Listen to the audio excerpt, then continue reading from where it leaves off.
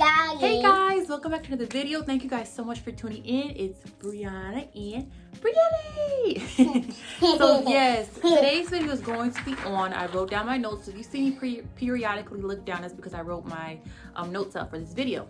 But today's video is going to be on how to survive living with your parents until you get your life together. Okay guys, living at home with your parents, of course, you know, it has ups and downs, but on the bright side, it's doable and you're not going to live at home forever. Okay, so tip number 1, appreciate the fact that you are living with your parents and not in a shelter or car. Okay, some people have to live in their car, some people have to go to shelters, some people have to be on the streets with their kids. So the fact, no, that's not funny, sweetie. The fact that you have to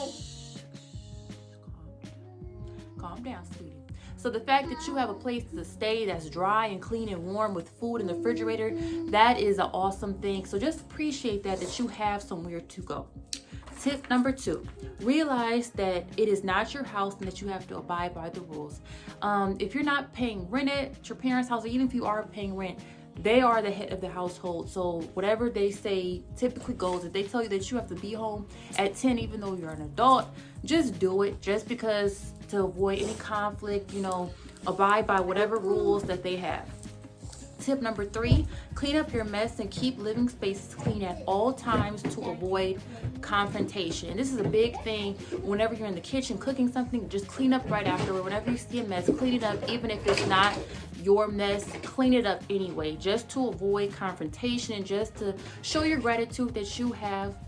Show your gratitude that you have towards your parents, that they are letting you stay there. Okay, so basically clean up after your mess and clean up after whoever's in the house. Just try to keep things tidy and clean at all times. This will avoid a lot of confrontation.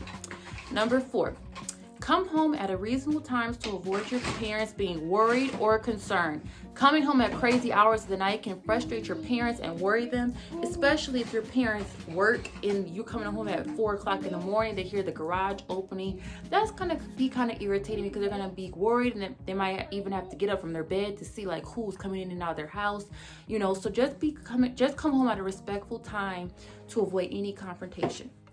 Number 5, find a good job and start saving. This is one of the most important tips in this whole entire video.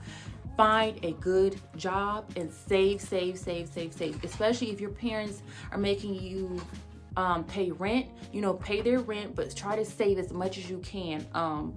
So you can eventually get it. I'm going to do a whole other video on how to get your own apartment. So I'm going to save the details on how to like save and stuff. But basically, find a good job and just save as much as you can. Number 6, come up with a plan and deadline for when you want to move out of their house. So say for instance, you're living at your parents now in April or something, and you want to move out in, I don't know, June or something. Come up with a reasonable and realistic deadline for when you want to move out of your parents' house, because you're not going to live at your parents' house forever. I don't think that's anybody's goal, to live at their parents' house forever. So come up with a realistic deadline for when you want to move out. Number 7, be a part of the family and do not self-isolate. Just because you're living at home does not mean you have to self-isolate yourself. Still participate in family functions, events, still be a part of the family, still go and talk to your mom and dad and ask them how their day is going. Mommy. And just be a part of the family. Don't isolate yourself in your room all the time. Don't just go to work and then come back home into your room, you know, unless things are going on in the house and you feel like you just have to kind of be to yourself to avoid the tension. But still kind of just, you know, chat with your parents here and there. You don't have to self-isolate at all. Hold on, sweetie, hold on. Okay, number 8.